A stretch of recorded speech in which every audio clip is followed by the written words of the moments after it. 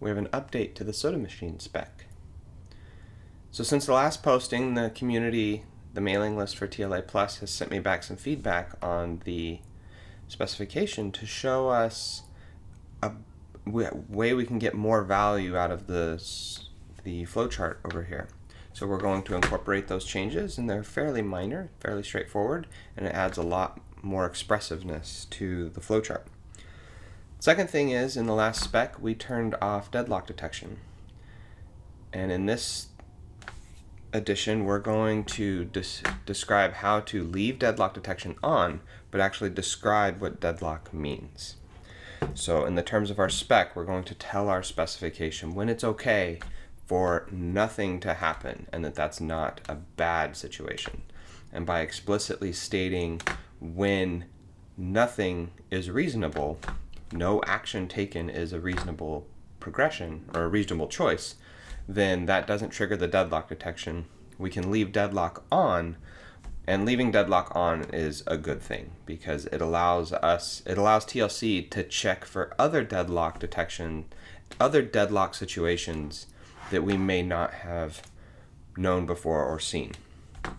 So if we're unaware of a particular sequence of actions that will cause a deadlock in our system, the deadlock detector will find those. And if those are in case a valid choice of our system, then we can add it to our explicitly stated, these are the okay when nothing happens, and we get actual value out of the deadlock detection of TLC. So let's go ahead and start with the refactoring, and then we'll we'll turn on the deadlock detection and explicitly add the do nothing.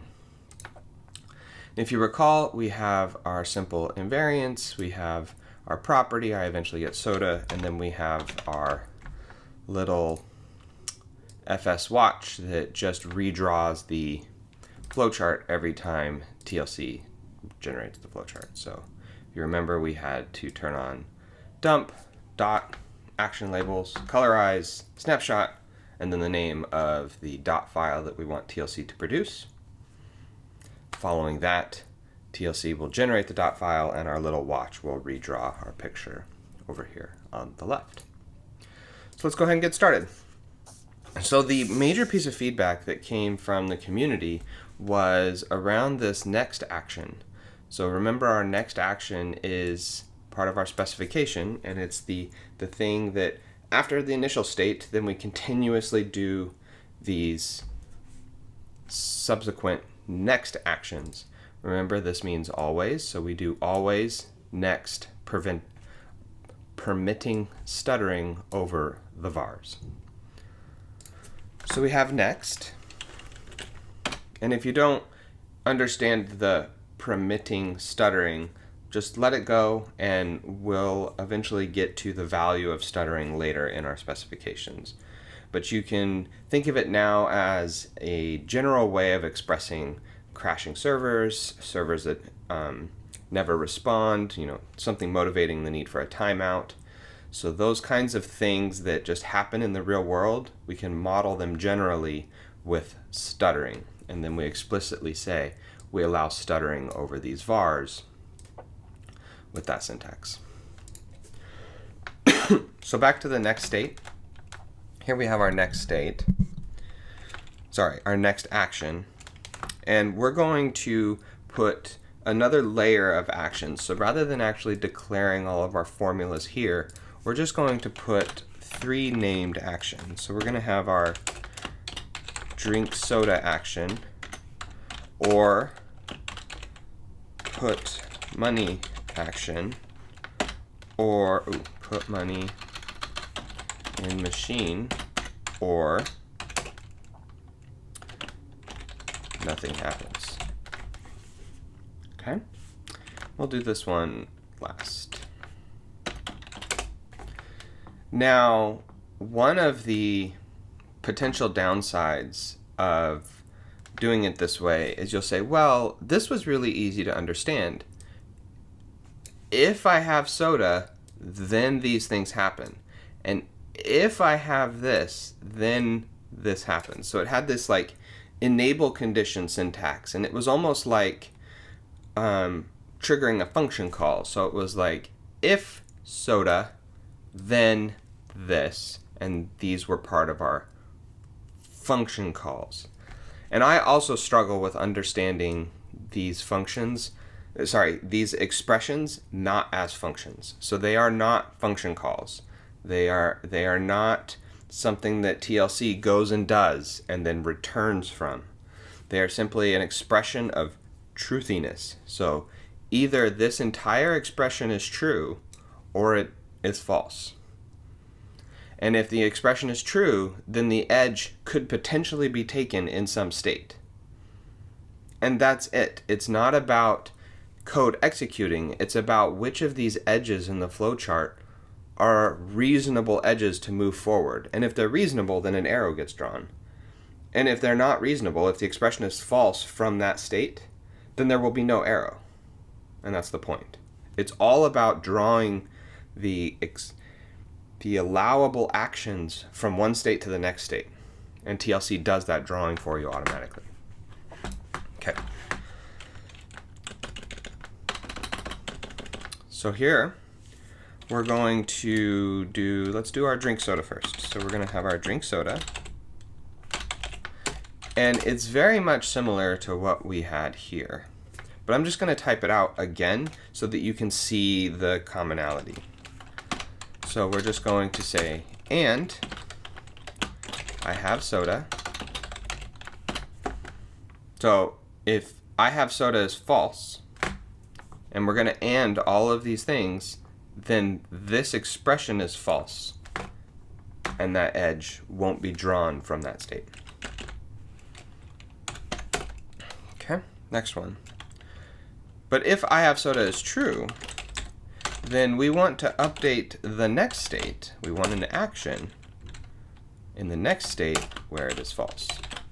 So that way, the instant you have soda, I drink it, the next state it's gone. But I also immediately want soda in the next state. Okay. And when we're drinking soda, what are the things that change? I have soda and I want soda. And what are the things that are unchanged? We need to explicitly tell TLC what we intentionally don't want changing. This might seem tedious, but it's actually a great tool for catching errors. TLC will go, hey, you changed these actions. You told me this wasn't changed, and this variable either changed or you didn't even mention it. Is that variable new? So it's great for like refactoring your specs. Similar to how some type systems work, where you can just change the code and then the types start failing and then you can fix all the types. Or if you're in a non-typed language, how your tests work. Your tests are expressing, really high coverage of your system, and you change one thing and tests break and you fix the tests. It's a lot like that. You change your specification and TLC will tell you, hey, these state variables, you didn't capture their changeness. Okay, we're going to refactor put money in machine a little bit, make it a little simpler. So we're going to guard this with I want soda, I have money, the machine has soda. If all those are true, then in the next state I have less money because I put money in the machine. I have soda is true because the machine had soda and I paid for it, therefore I took one. The soda machine has one less soda in it, and I want soda is now false. Okay. And this actually covers all of our actions, so we don't need any unchanged condition. Okay, so we have our put money in machine, and we have our soda. Now let's express, or let's just run our spec and see what this looks like so far. So we've made a very small change. We've kind of just added a layer of labels. These are not functions. These are just labels for equations. And let's update our drawing and see what it looks like. So let this run. Okay. And if we update our drawing, we actually get this new little legend, and it puts those labels on the edges. So now we put money in the machine, we drink the soda, we put money in the machine, we drink the soda, we drink it, drink it, drink it, drink it, drink it, drink it, until we are out of soda. And that's it. Okay, so let's turn on the deadlock. Let's turn the deadlock detection back on and see if we do indeed deadlock. Okay, error. Deadlock has reached. So deadlock has been reached because the machine runs out of soda. There's no more soda, but we have money. So we should be able to keep buying soda, or so TLC thinks. We need to tell TLC, hey, when the machine is out of soda, that's it. Like, nothing can happen. We drank all the soda. So let's actually express what nothing happens means. So nothing happens is defined as unchanged vars. Nothing happens means nothing changes. So in this particular specification, nothing happens is simple. It's just nothing changes. Some other specifications, nothing might be a proportion or some smaller amount of the state variables changing. But let's see if this fixed our deadlock detection.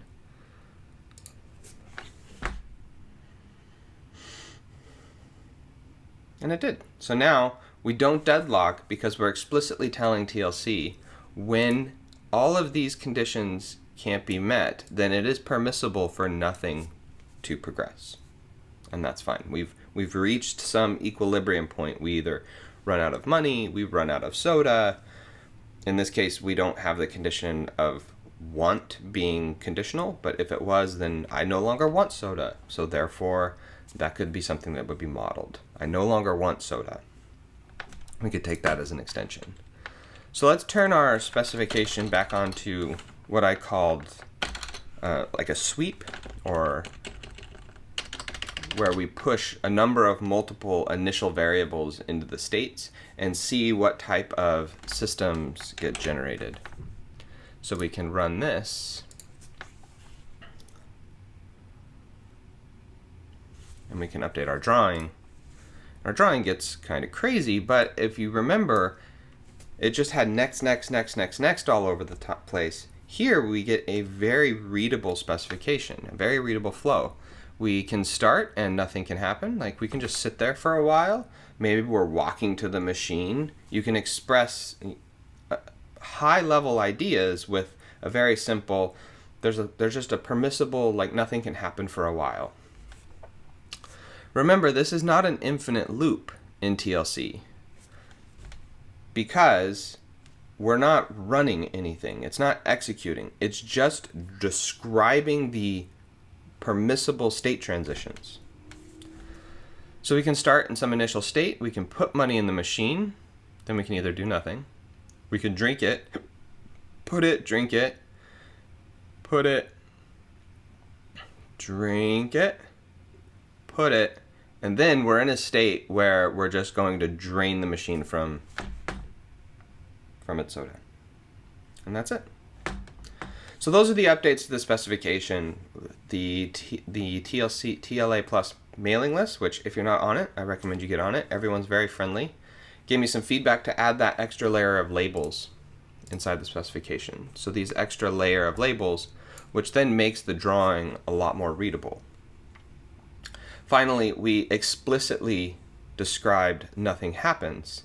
And with that explicit declaration right here, we can actually enable deadlock detection and get true deadlock detection in our specifications. So deadlock detection is right there.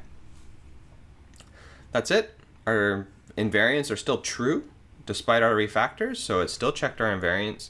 It's still verified that I eventually get soda. So all of the things that we cared about, the things that we were asking, the questions we were positing to our system, they're still true.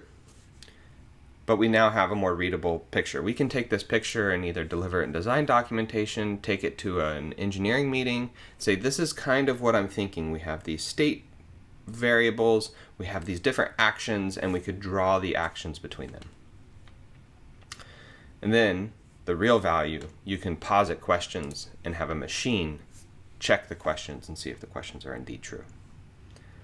Thank you very much. If you have ideas about my specification or ideas for more specifications, please don't hesitate to email me or put a comment down below, and I will talk to you guys later.